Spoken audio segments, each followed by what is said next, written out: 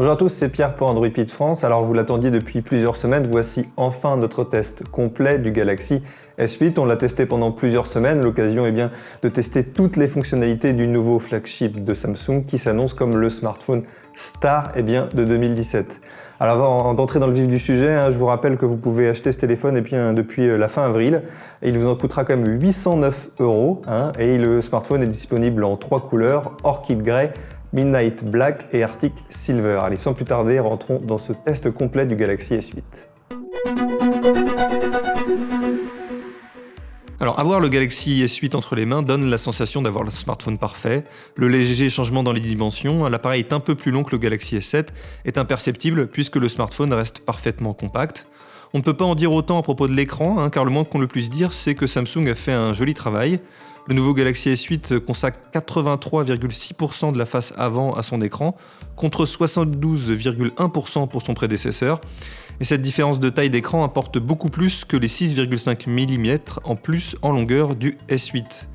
L'optimisation a également permis aux fabricants sud-coréens de proposer un écran de 5,8 pouces sur le Galaxy S8, tout en conservant des proportions équivalentes à son modèle de 2016.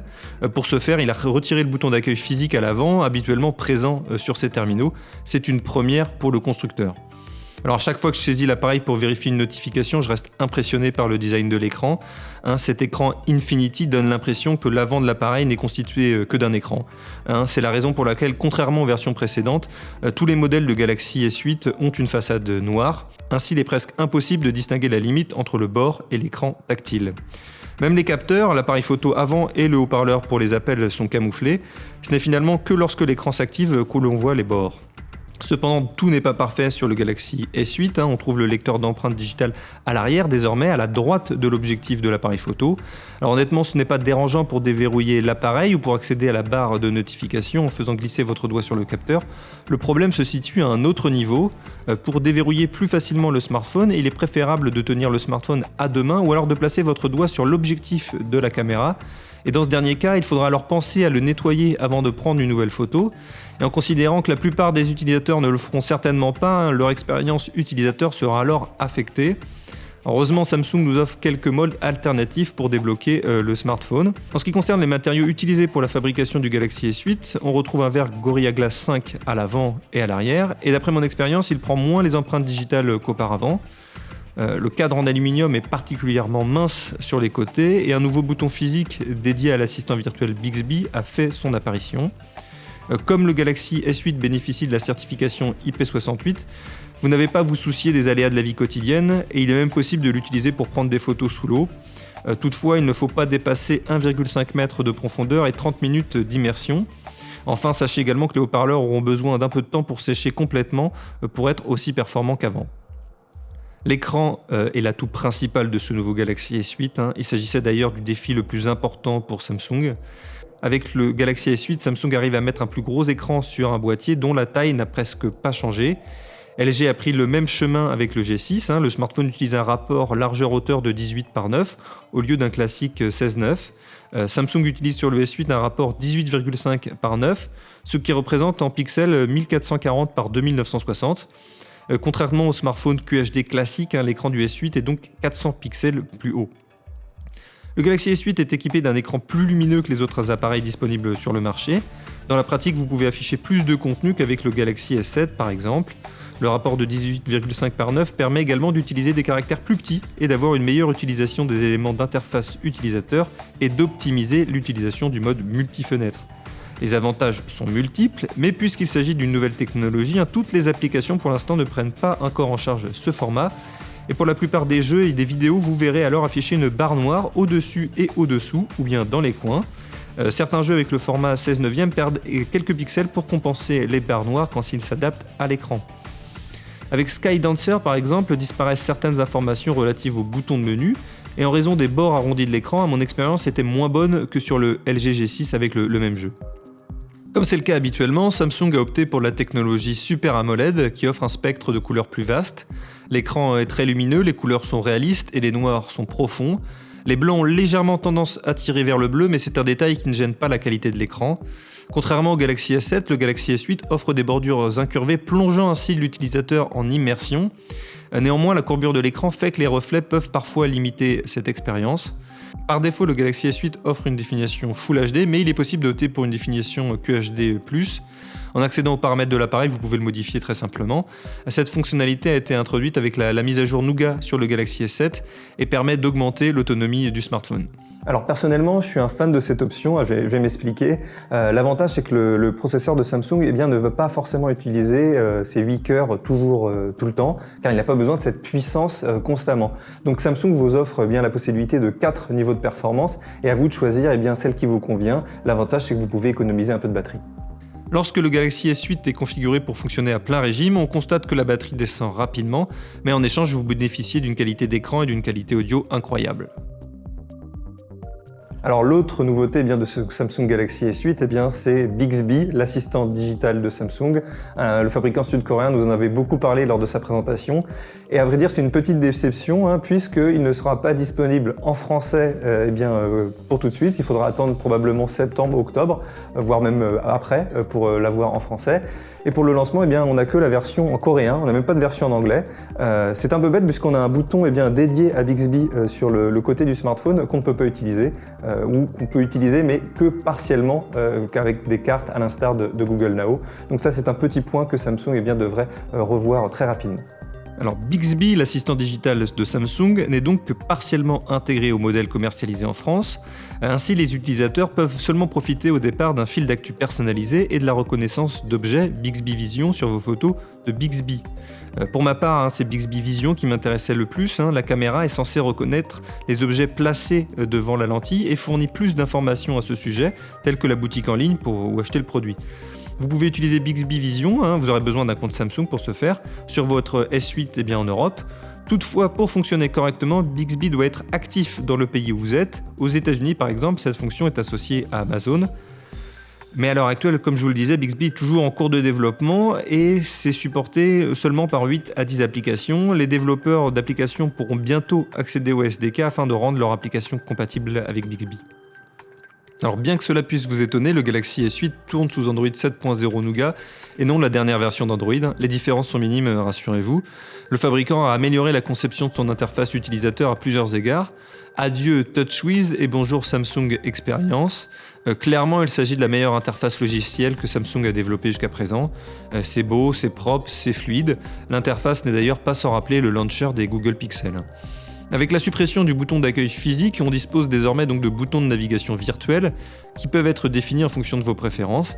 Par exemple, j'utilise le bouton retour sur la droite, mais si vous préférez, vous pouvez inverser avec le bouton multitâche. À l'instar des pixels, vous pouvez faire glisser votre doigt sur le lecteur d'empreintes digitales sur le dos pour accéder rapidement à la barre de notification. Mais je pense sincèrement que cela aurait été beaucoup plus intuitif si nous pouvions faire glisser notre doigt de haut en bas sur l'écran. Alors l'expérience procurée par cette nouvelle interface Samsung Experience, elle est légère, elle est très agréable à utiliser. Pour la première fois, j'ai envie de dire, Samsung nous a fait une interface logicielle qu'on se plaît à regarder et à utiliser.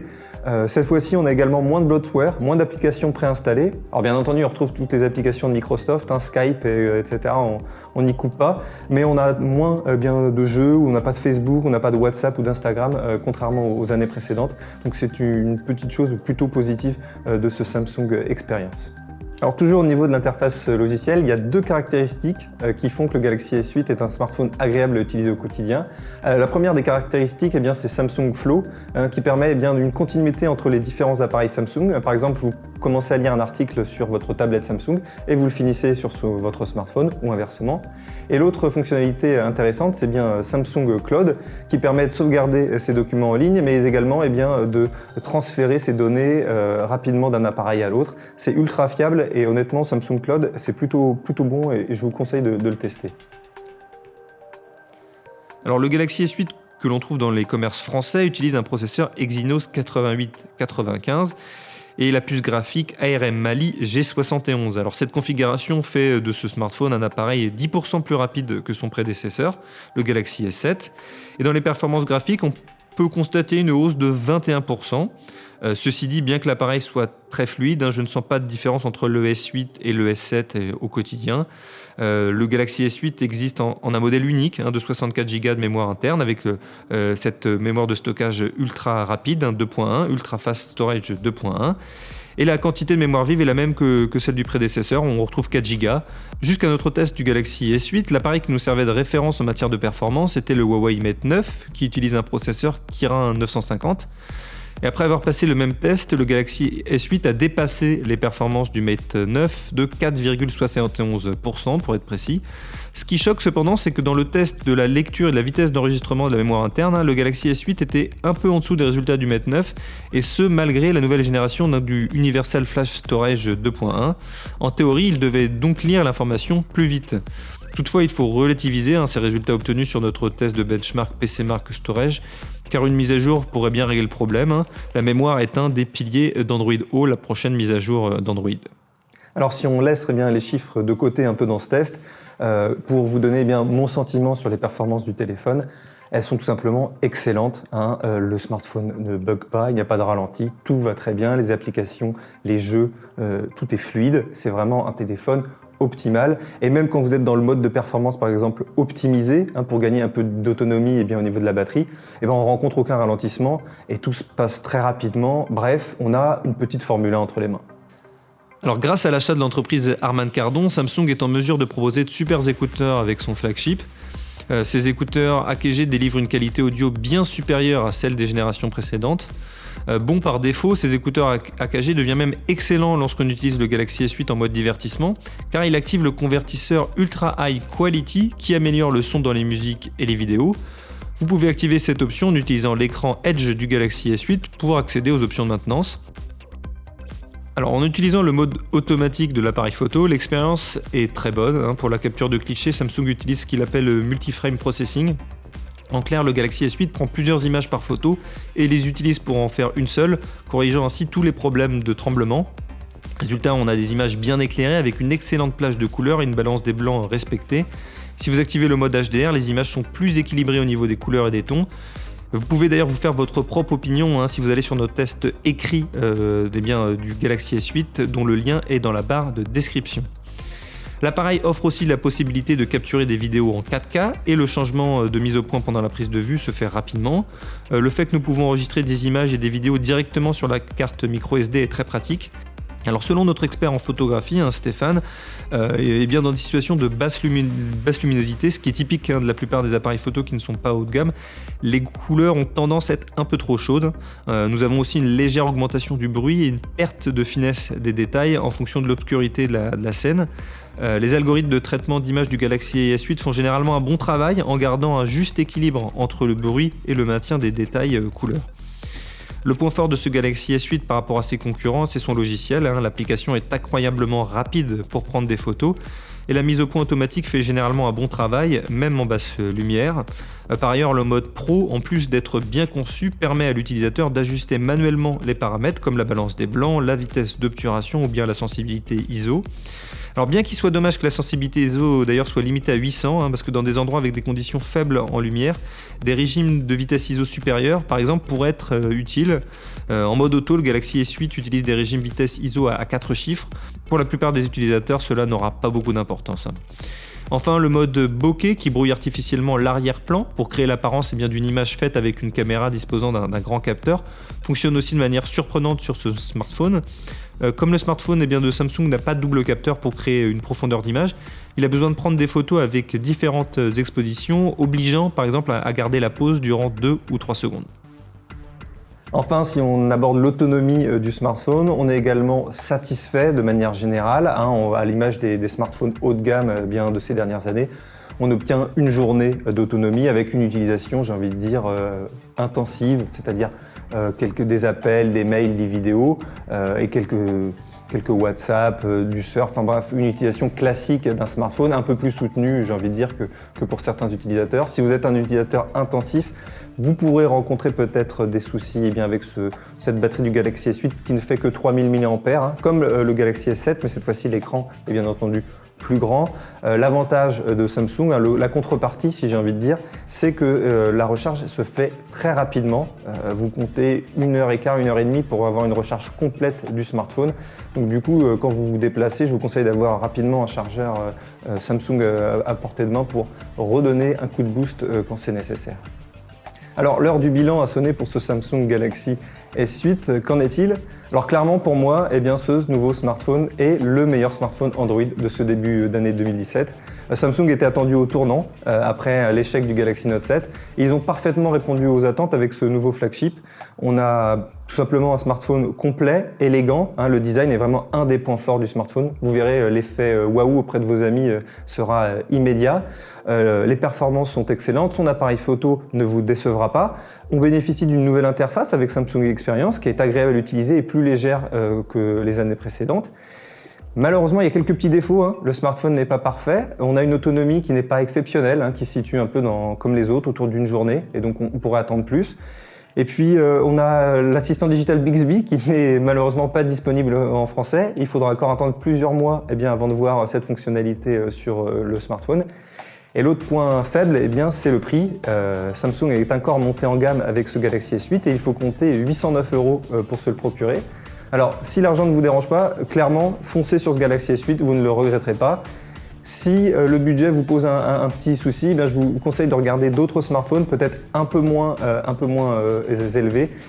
Et je vous conseille de regarder notre site internet. Pour ça, on a plein de guides d'achat pour vous conseiller. Dites-nous dans les commentaires ce que vous pensez de ce Galaxy S8, si vous l'avez déjà acheté, et si vous en êtes content ou si vous êtes déçu tout simplement. Et puis n'oubliez pas de vous abonner à notre chaîne YouTube et puis de liker bien évidemment cette vidéo avec un petit pouce bleu. Et on se retrouve très vite sur Android Pit France pour une prochaine vidéo.